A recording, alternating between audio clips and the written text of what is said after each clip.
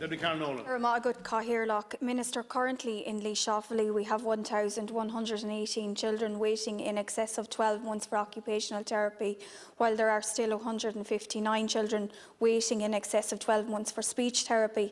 And I'm just wondering, in relation to that, because I'm not here just to raise the problems but possible solutions, is there any way as a possible solution that we could bring therapists from other regions where there isn't such a chronic backlog into Laois Shoffley to clear the backlog and obviously continue with the recruitment? Would that be a possibility? And I would be very supportive of that. I'm very grateful if that could be looked at.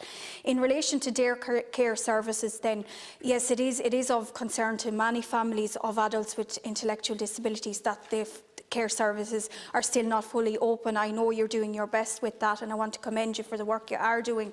But also, Minister, it came to my attention that people were saying to me they really can't cope, that if these services were to be all shut down again, it had such a negative impact on people's well-being, on the adults with disabilities, their well-being, and they were pleading with me to raise it with you that there would not be a full shutdown of this service again in the future, because people did regress and those adults need every support they can get, and indeed the families.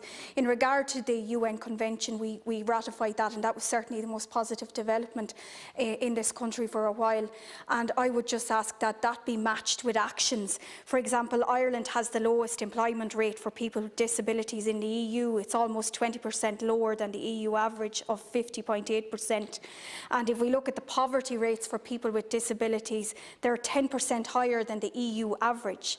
Ireland ranks among the worst 5 countries in Europe.